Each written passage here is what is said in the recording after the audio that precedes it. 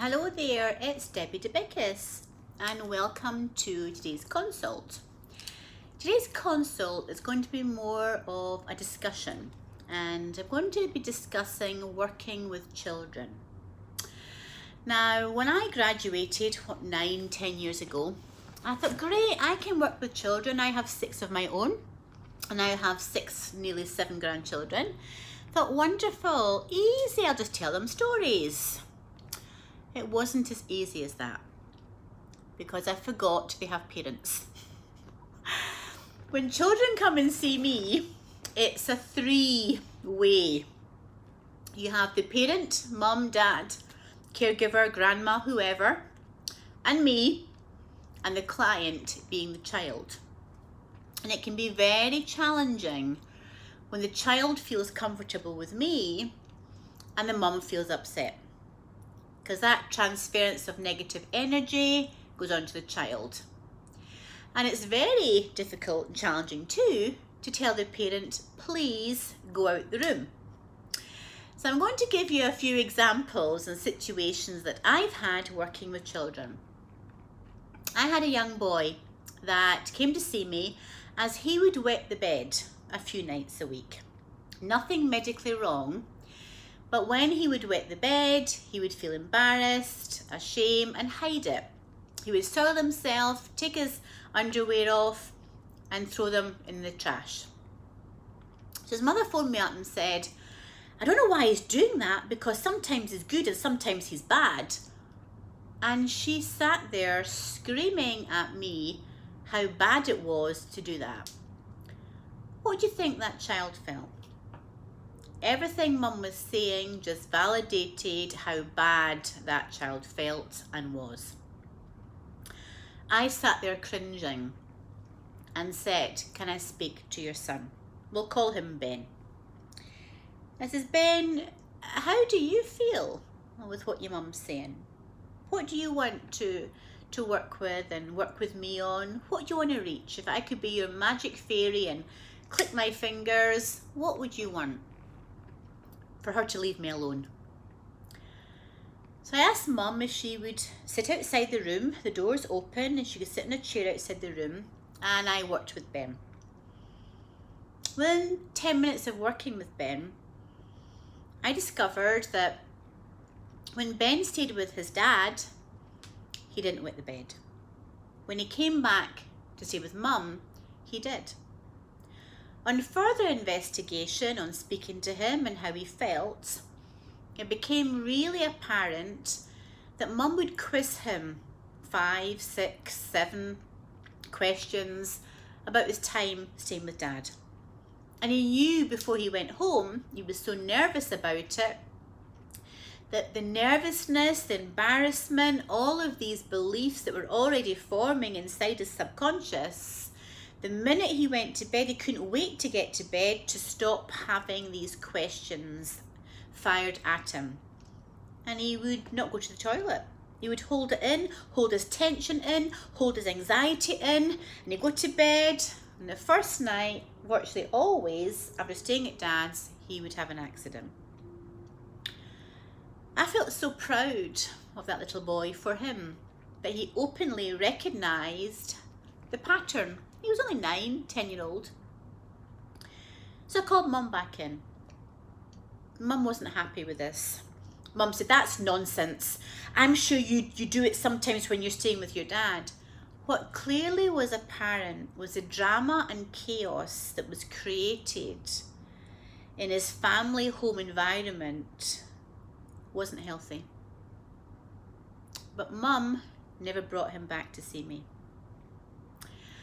I'm telling you that story because it's very challenging working with children when you don't have the parents on board to have their child's best interest because of their own insecurities.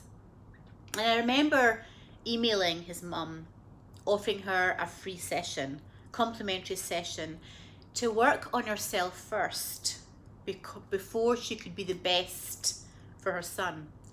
She declined. That's not a negative story. It's a positive story. Because what I'm hoping to get across to you is Your child you love. Your child loves you. And it's not just the child's session, the child's behaviour. It's a three-way system. It's open communication between the three of us. So if you have a child that has an issue behaviour that you want him to work on or her to work on, please get in touch. But you really need to have that commitment that you do the best on working on yourself too. Because I'm going to tell you another story of when a child did reach their goal. And before long, the issue came back.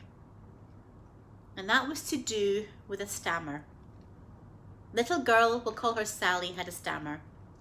We worked on 2 sessions. The stammer was really getting less and less. To the 3rd session, she stopped stammering. 6 months later, her mum called me up and she came to see me. She's doing it again. That young girl came to see me herself this time. She was 14, 15. And she says, Debbie, the confidence I gained working with you really felt good. I felt good at school, doing my exams, going out. But then Mum started to not trust me and accuse me of things that wasn't true. Accused me of having a boyfriend and staying out late and lying. And she shouts and she screams and I get nervous again and it's coming back. Now her mum called me and had a session with me. We worked on her mother's own insecurities. Her mother was scared. She did a lot of regretful behaviours when she was a teenager. She didn't want that for her daughter.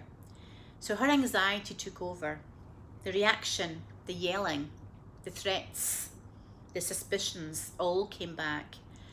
When we worked together, her mum and I, we cleared her own insecurities so she could trust herself to trust her daughter.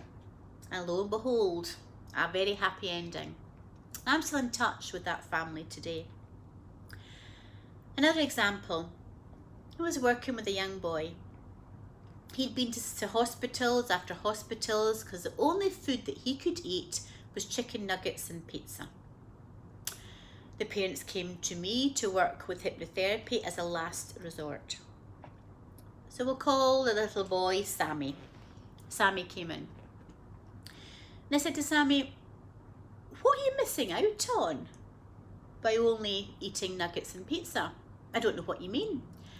I said, well, what about going out with your friends and sleepovers? And yeah, I don't really go. I've got to plan in advance that make sure that they've got food there for me. Okay. So I said, Sammy, what would it be like if you could eat any food? What food would you like? Anything. I like chicken, I like fish, I would like, sandwiches, I would like burgers, but I just don't. So I said, Sammy, by you being selective and only being able to keep down chicken nuggets and pizza and you feel sick at the thought of anything else, what does that make you feel like? Different. When you feel different, what does it make you feel like? Something's wrong with me. So something's wrong with you and you're different. How does that feel inside? I get an ache in my stomach. What's that like, Sammy? It looks like a worm. And when it comes on, what do you do? I'm not hungry, I don't eat. But I know I'll eat nuggets, so if I go home I'll have nuggets or I'll have pizza. Okay. The more we worked together, Sammy and I, and Mum, who was very, very happy to join in and to work with me, we discovered that when Sammy was about 2 and 3, his brother was born. And his mum became obsessive, which she admitted, about giving them healthy food. So at that point, at that stage of 2 and 3, little Sammy wanted to try everything, but Mum wouldn't allow it. So Sammy had this thought in his head that if he ate too much of something, he would get sick. Certainly chocolate, certainly sweets. But the nuggets and the pizza were just 2 selective foods that he'd chosen to just have small variety in his diet. And that made him feel different. It validated how different he felt. When we went back to the cause of that and looked at that memory of him feeling different at 2, 3, that all of a sudden when he wanted to eat things that all the other toddlers ate, he wasn't allowed to because his mother insisted on the healthy options, he was getting himself programmed to just be selective. We had an amazing outcome with that. It took a good few sessions, but I remember programming Sammy into leaving here and going for, was it macaroni and cheese somewhere? And his mum said, let's go now. And right after the session, they went for macaroni and cheese. And the following Saturday, he came back in and said, they were really good, but I'm now having tacos and I'm now having fish. And his mother's like, but what about the vegetables? We said one step at a time. This is just examples of parents working together with me and their child as the client, or not so. And if I was to sort of suggest anything to any parent, really work on yourself first. Make sure that you are doing the best that you can be before looking on your child changing their behaviours. Again, just some couple of examples that will get you thinking. Another one that I'm going to mention is the little boy who really wanted to go out and play. And his mum and dad were very selective at what he could do because they were very safety conscious of him. So the little boy couldn't go to parties unless the parents were there. Little boy couldn't go anywhere unless the parents were there. So as this little boy grew up and he was going to elementary school into high school, mum and dad had to let that leash go. But the thoughts that that little boy held about themselves were already programmed in.